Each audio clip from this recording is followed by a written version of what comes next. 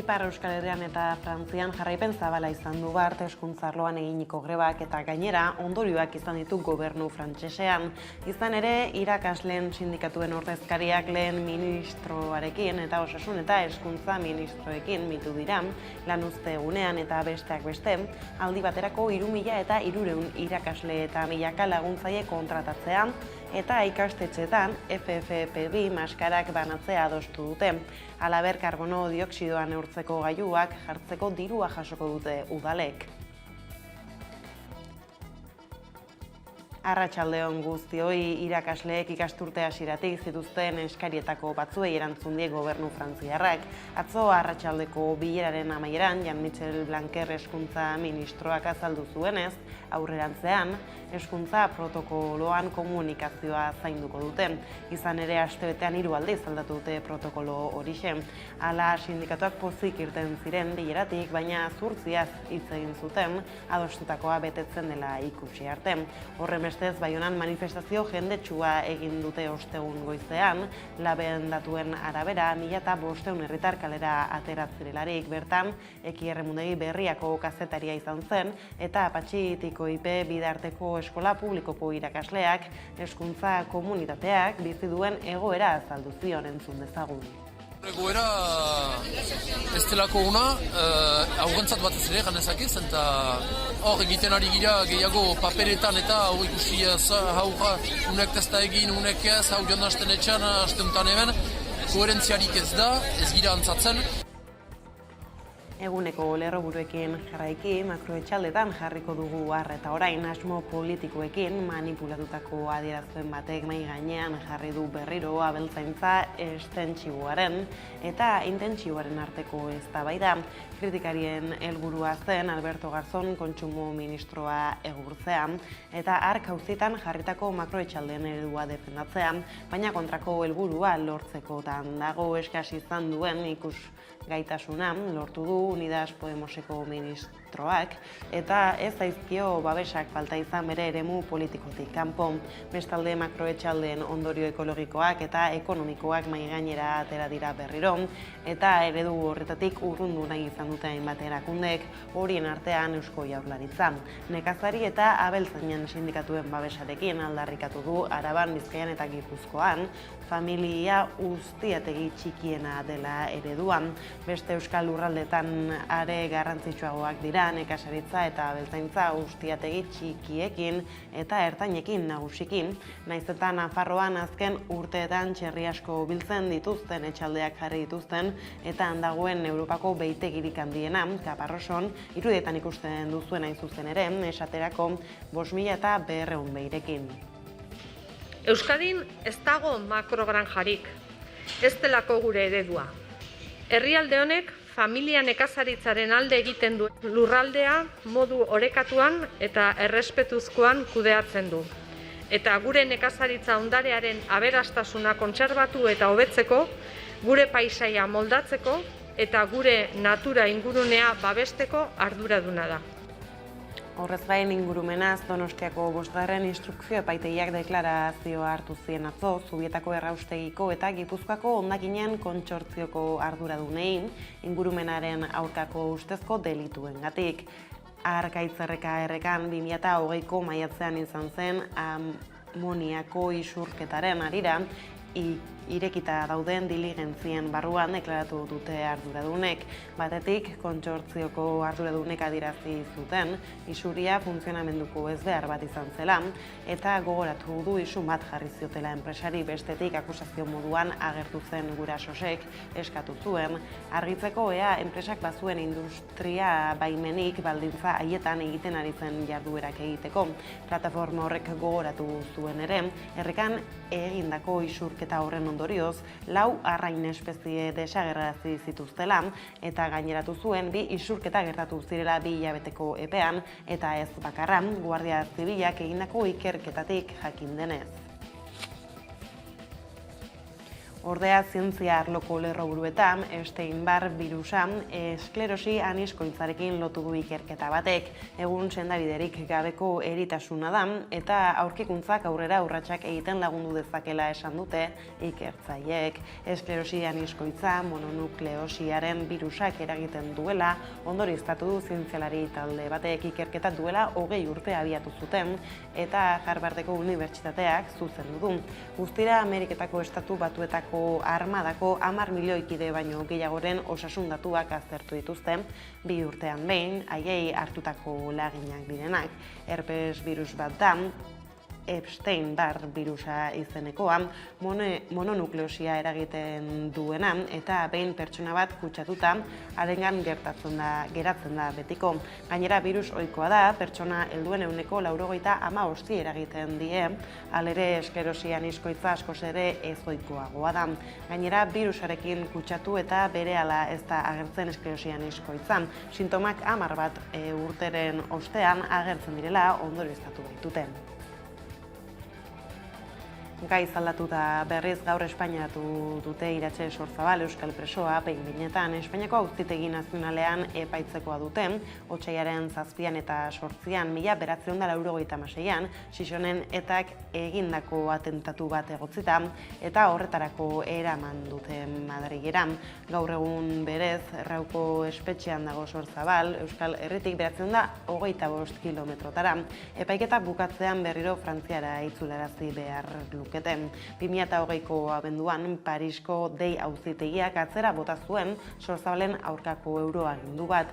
Lehen aldia zen Parisek tortura kasu batengatik euroagindu bat atzera botatzen zuena. Prokuradoreak sinesgarritasuna eman zien Sorzabalek salaturiko torturei beraz. Ez zen euskal presoak izan zuen lehen euroagindu eskaera ordea. Aurreko 3 onartu egin zizkion Frantziako justiziak.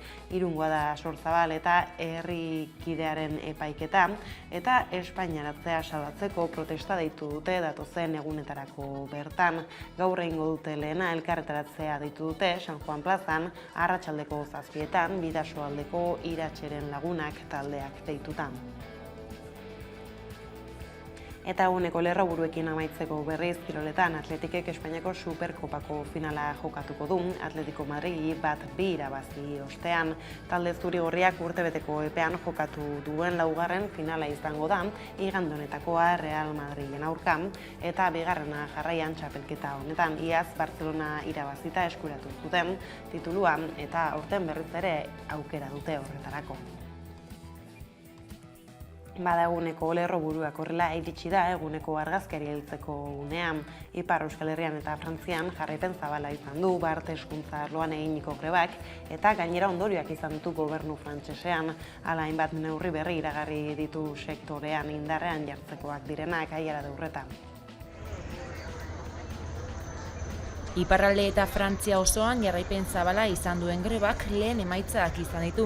Izan ere, irakasleen sindikatuek eta Frantziako gobernuko lehen ministroak eta osasun zein hezkuntza ministroek bilera izan dute bart arratsaldean.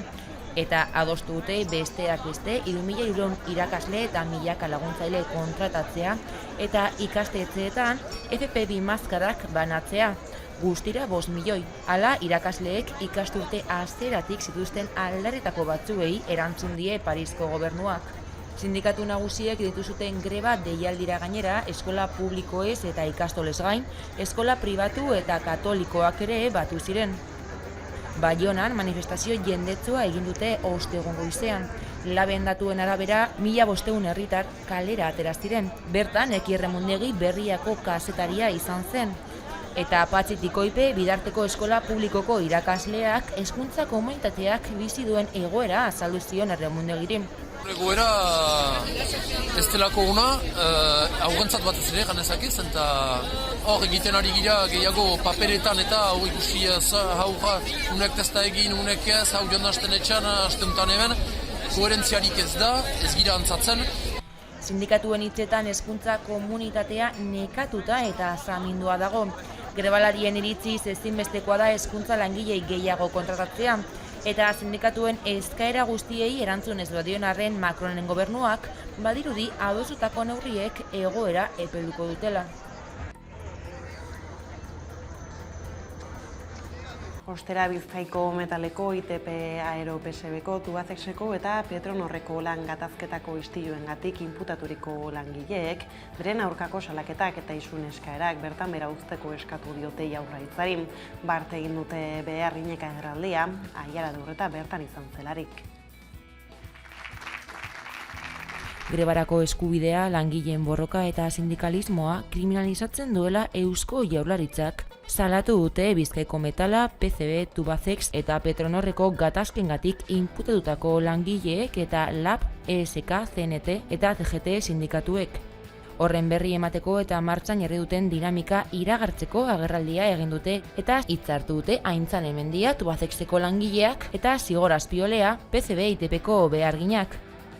Biak inputatu dituzte langile borrokaen ondorioz, Mendiak azaldu duenez, lan eta bizi baldintza duinak defendatzegatik. Salatu nahi dugu, salaketa horien guztien atzean, langile klasearen borroka kriminalizatzeko, sindikalismoa kriminalizatzeko, grebarako eskubidea kriminalizatzeko, eta azken batean lan baldintza eta bizi baldintza duinak defendatzeko borroka ahalegin oro kriminalizatzeko saiakera bat eskutatzen dela. Sindikatu eta langileen ustez, kriminalizazio hori gainera erabaki politiko baten ondorioa da. Hala, Mendiak nabarmendu du zehazki erakunden eskutik etorri dela, eta bereziki Eusko Jaurlaritzaren eskutik. Gatazka guztietan, Eusko Jaurlaritzaren lehen ekarpena izan da, ertzaintza bidaltzeko protestak erreprimitzera, jipoitzera, akusazio faltzupean atxilotzera, eta Mosal legea langile askori aplikatzera. Horregatik, beharginek eta sindikatuek eskatuko diote Jaurlaritzari lan gatazketan jarritako isunak eta salaketak indarrik gabe usteko. Horrez gain Mendiak adierazi duenez, lakuari galde egingo diote langileen borrokan duen jarrera berraztertzeko. Inputatuen kolektiboak bilera bat eskatuko dio Eusko Jaurlaritzari langileen borroka kriminalizatzeari usteko. Lan gatazkatan jarritako isunak eta salaketak indarrik gabe usteko eskatzeko. Horiek horrela dinamika bat martxan jarri dute, ahalik eta atxikimendu gehien biltzeko bai lan arloan, bai gizarte arloan. Hurrengo protesta urtarrilaren 25ean egingo dute, egun horretan Metaleko 3 langile epaituko dituztelako. Horietako 2 urteko espetxe zigorra eskatzen diete eta 3. 3 urtekoa. Langile eta sindikatuen esanetan bidegabeki epaituko dituzte eta mobilizazioetan parte hartzeko deia egin dute. Aurten 13 egunean 3 langile dira Euskal Herrian lan istripu urteko lehen lan astelenean. 59 urteko langile bat hil zen Barakaldoko saltoki batean. Iragan astelenean aldiz 57 urteko beste langile bat hil zen Gasteizen aldamio batetik erorita, eta asteazkenean 23 urteko 3. langile bat hil zen bezperan ikastegietan erori ondoren. Balantze beldurgarria da, halere laneko osasuna eta segurtasuna lehentasun politikoen artean, ez da oraindik estilan hau. Aurten dagoeneko 3 langile hil dira lan istripuz. Horietako 2 aste honetan bertan zendu dira eta 2 alabiek eraikuntzaren sektorean lan egiten zuten. Horrek, sindikatuen mobilizazioak eta salaketak piztu ditu. 15 egun baino gutxiago besterik ez dira igaro 2022an sartu ginenetik, eta dagoeneko 3 lan istripu hilgarri izan dira Euskal Herrian. Horietako 2 alturatik erorita, eta 3. ez traumatikoa. Sindikatuak bat datoz istripu hauek lan baldintza txarrek eta prebentzio neurrien faltak eragiten dituztela. Lan istripurik baldin badaude, derrigorrez ezarri behar dituzten prebentzio neurriak ezartzen ez dituztelako da. Hau ez da fatalitatea, hau ez da kasualitatea. Hemen arazo handi badago, eredu urbanistikoa, korrika eta presaka eraikitzea, azpi kontratazioa, lan erritmo handiak eta horrekin bukatu behar da. Zentzu horretan, horrelako istripurik ez errepikatzeko neurriak galdegin dizkiete erakundeei. Bestetik, osalan eta lan ikuskaritzari ikerketa ahalik eta zehatzena egin dezatela eskatu diete, enpresen ardurak zeintzuk diren jakiteko. Lan ikuskaritzari eta osalani eskatu nahi dugu edo exigitu nahi dugu ikerketak ahalik eta zehatzenak izatea jakin dezagun ze gertatu den eta ze nolako ardurak dauden edo ze nolako ardurak dituzten enpresek lan istripu honetan. Galdetu nahi diegu erakundei zer egingo duten hemendik gutxira ez egoteko hemen eta beste inon beste horrelako lan istripurik. Euskal Gehiengo Sindikalaren elkarretaratzearen egun berean, lehendakaria Confebaskeko arduradunekin bildu zen, baina momentuz administrazioak ez du erantzunik eman laneko ezbehar tasari buruz. Bitartean, astelehenean gertatutakoa ikertzen jarraitzen ari dira. Espainiara begira berriz adostu da lan erreforma, baina duda-mudak daude Sánchezen gobernuak horixe onartzeko aukeratu duen bidearekin. Izan ere, egunotan aditzera eman du lan erreforman koma bat ere ez duela aldatu nahi, eta erreformak aldaketarik eduki ezean, EAJak, Euskal Herriak Bilduk eta erreztek iragarri dute ez dutela horixe babestuko. Horrela bada lan, araudi berriak ez du babes nahikorik izango kongresuan eta ezingo da aurrera atera. Hauez gain Euskal Sindikatuak, patronala eta jaurlaritza bera ere aritu dira aferaz egunotan, eta guztien hitzak bildu ditu Aiara Durreta kazetariak. Madrilgo gobernuak, Comisiones Obreras eta UGT sindikatuek eta COE patronalak adostutako lan araudiak prekarietatea gaindituko du Yolanda Díaz, lan eta ekonomia saileko ministroaren esanetan. Lo que hace, y esto es lo principal, pasar página a la precariedad en España. Hala ere, LAB eta ELA sindikatuek bestelako iritzia dute. Izan ere, Garbin Aranburu labeko idazkari nagusiak nabarmendu du ez dela aldaketarik egongo lan harremanetan. Ez dela eraldaketarik izango, eta ez duela prekarizazioa eta langileen pobretzea bultzatzen duen lan harreman eredua aldatuko. Mitzel Lakuntza elako idazkari nagusiak gainera ohartarazi du lan erreforma berriak ez dituela kaleratzeak mugatzen. Jarraitu dezaketela, kaleratzen zuten bezala, errastasun guztiekin egin ditzazketela kaleraketak individualak eta kolektiboak nahi zituzten bezala, eta zeuzkaten abentaia guzti horiek ez direla detik galdu. Baina sindikatuak ez dira kontra agertu diren bakarrak, izan ere erreforman aldaketak egonezean, EAJak, EH Bilduk eta Ezkerra Republikanak iragarri dute ez dutela erreforma babestuko, eta horrela izan da Espainiako gobernuak ez du babes nahikorik izango. Hain zuzen ere, tokiko lan hitzarmenak lehenesten ez badira, EAJak ez duela lan erreforma babestuko berretsi du Itxaso Atutxa, EAJako Bizkaiko buru batzarreko presidenteak EITBen. Lortu deitela babesa beste alderdi batzuekaz, gure botoa ez dabe izango. EH Bilduk gainera uste du erreforma berrian Rajoyk ezarritakoaren muina mantendu egiten dela. Horregatik neurririk gabe ez dutela erreforma babestuko adierazi du Arnaldo Otegi, EH Bilduko koordinatzaile nagusiak ETBen. Ez diogu babesik emango erreforma honetan neurriak ez badira hartzen. Confebaskek aldiz erreforma babestuko du enpresei segurtasun handia ematen dielako eta egonkortasuna etorkizunerako. Bien bitartean Eusko Jaurlaritzak itxaropena agertu du erreforma adostasun sozial eta politiko handienarekin aurrera ateratzeko. Atzo Confebaskekin bildu ostean zabalutako agirian. Eta Espainiatik datozen albistekin bukatuz, gobernuak autonomoen kotizazio sistema berritu nahi du eta proposamen bat helarazi die eragilei dagoeneko. Goitik bera aldatu nahi du gaur egungo eskema, izan ere, beren konturako langileek diru sarreren arabera kotiza dezatela nahi du aurrerantzean. Gaur egun autonomo bakoitzak aukeratzen du gizarte segurantzari ordaindu beharreko kuota eta kalkulatzen da gehiengoak gutxieneko oinarriaren arabera kotizatzen duela. Eskema berria 13 ataletan banatuko litzateke, ilan 600 euro baino gutxiago irabazten dutenetik hasi eta 4.050 euro baino gehiagoko irabaztiak dituztenetara. Horren araberakoak izango dira kotizazio kuotak ere. Hau da, hilean 194 euroko gutxieneko kuota izango lukete diru sarrera gutxien dituztenek eta 1.267 eurokoa azken zatian aurre ikusitako muga gainditzen dutenek. Eta gaizatuta eta begirada Gazterian jarrita Ernaik Zugarramurditik Elizondora egingo du gazte martxa udaberrian. Apirilaren 14an abiatuko da eta biharamunean ailegatuko da Elizondora. Egitarau politiko eta musikala izango dutean, bi egunez apirilaren 17an emango diote bukaera, 500 eta zutik lelopean antolaturiko egitasmoari, Iruñean egingo den aberri egunean. Hala Gazteria independentistaren topalekoa izatea nahi dute. Eta aurtengo ekimena bere ohiko formatura itzultzea da gure erronka. Horretarako gazte martxa eta jaialdi musikala uztartuko duen ekimen bat daukagu esku artean. Hemen, Baztanen lurra hartuko duena eta 500 eta zutik lemapean garatuko duguna. Badagoelako gazteria borrokatzeko grinaz oraindik eta badagoelako herri bat eta gazteria bat zutik jarraitzen duena. Bestelakoan pandemia egoerak guztiz baldintzatzen jarraitzen du sagardoaren sektorea eta urtengo txotx denboraldia martxan jarri bada ere, sagardoaren inguruko ospakizunak erabat aldatu edo ezeztatu behar izan dira.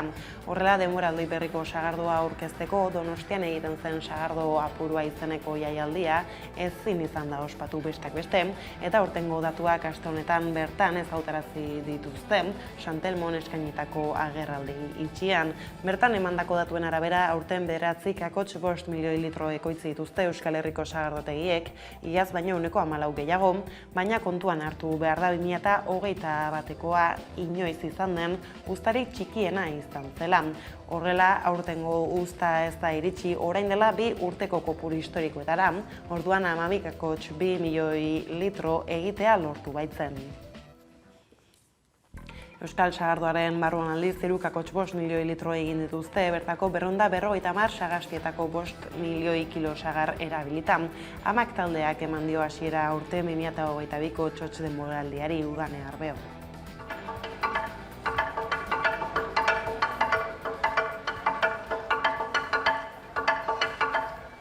Ekin diote 2022 urteko sagardoaren denboraldi berriari, iazko uzta historikoa izan zela nabarmendu dute sagardogileek eta orotara 3,5 milioi litro sagardo egin dituzte. Gaurko irekieran gainera jendearengan ikusi dugu gogoa dutela sagardotegitara itzultzeko, baita normaltasunera itzultzeko ere. Oso pozik gaude, gaurkoan 2022ko sagardo denboraldiari hasiera emango diogulako. Dakizuenez 29. edizioa da. Edizio berezia, garai zail batean gaudelako, baina esperantza daukagu, ilusio handia eta pixkanaka normaltasunera pausuak ematen ari gara. Lehen urtean, sagardo berrien eguna martxuan ospatu genuen sagardotegiak iritsita zaudela noski. Eta aurten esan dugu, egoera zaila da, baina gozen promozio hori egitea, hasiera pixkat zaila izan dua, dakizuten bezala, sagardogileak lan handia egin dute, sagardoa hemen eoteko eta gu esperantza dakau, pixkanaka, datuak eta hobetzen jungo diana, eta temporada hemendik hilabete batea, bira, hobeto normalago izango dela, ez? Gu hortarako prestatu ditugu bai sagardotxea museoan eta aktibitate desberdinak, eta gogoz, benetan gogoz gaude lanian lan hori egin eta aurrera joteko. Herri honetan estimatzen da sagarduaren txinparta, aldatzazu sagarrondoa, bere atxur, bere marka, urrengo urtian ez da izango aurten adina sagarta. Aurten sagardo berriari ongi etorria amak taldeko laukidek eman diek Gurutzeta sagardotegian. Ibilbide luze eta oparoko 4 emakume trekitilarik osatzen dute taldea. Aleitzei etxeak, Maixa Lizarribarrek, Amaia Orejak eta Kreso Lanok. Gure sagardo berria! Beraiekin izan gara eta esan digute ohore handia izan dela 2022ko txotx boladari irekiera ematea. Sorpresaz, hasiera batian, baina kriston ilusioakin. Hau da, gure atea jotzea ona etortzeko, olako egun puntual eta polit batean, barrituta, baina ilusio handiakin. Bai. Mundiala da, izugarria.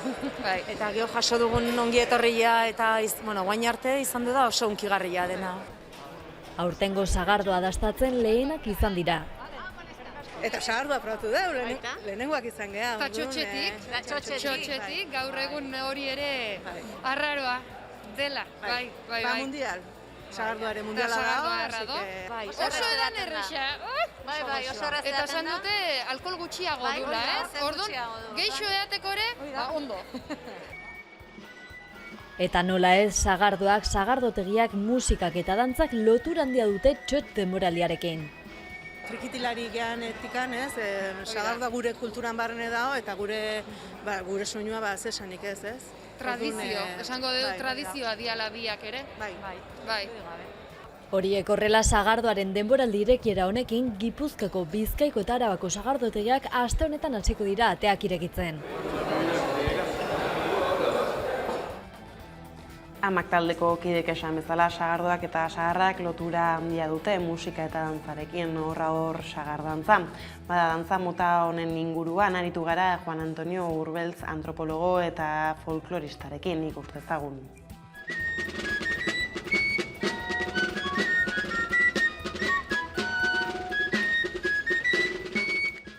Aste honetan ekin diote 2022 txotx denboraldiari, Astigarragan Gurutze eta sagardotegian. Txalapartarien deiarekin batera sagardantza dantzatu zuten sagardotegiaren atarian, eta ondoren sagardogilek amak taldea soka dantzan parte hartzera gonbidatu zuten sagardo berria dastatzeko. Sagardoak eta sagarrak lotura handia dute musika eta dantzarekin. Horra hor sagardantza eta soka dantza, garai honi hasiera emateko urtero egiten diren bi dantza.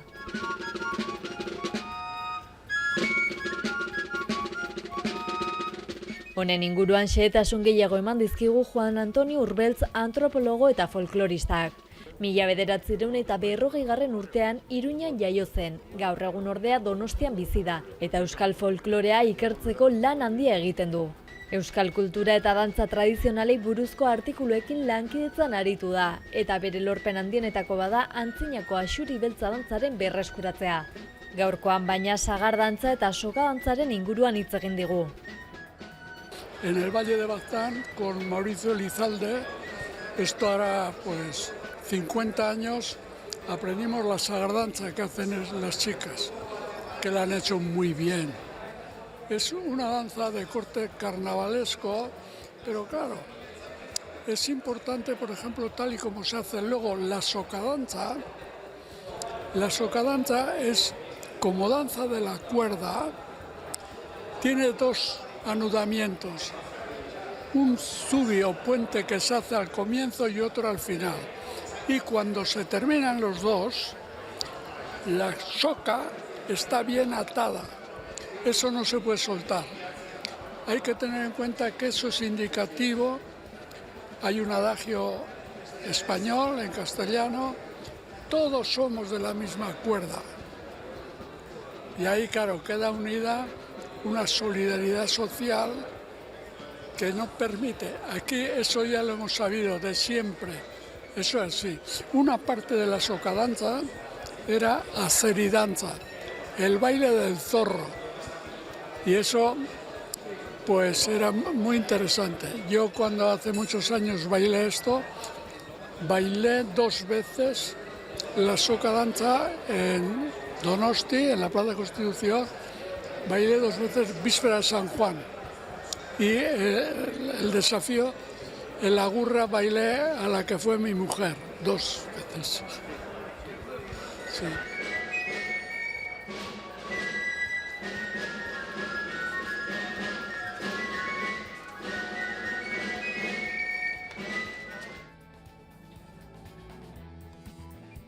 Badaguneko kontua korrela iritsi da albistegiaren amaiera gaurkoan, Bulk taldearen Bulk ez da abesti eta bideokliparekin agurtuko zaituztegu. Beraz, gustatuko zaizuelakoan besterik ez guraldetik hauek izan dira, eguerdiak gurean gaur utzi dituenak. Guztiak eta gehiago nahi duzuen handiro, 11.eus atarian ondo izan eta bihar arte.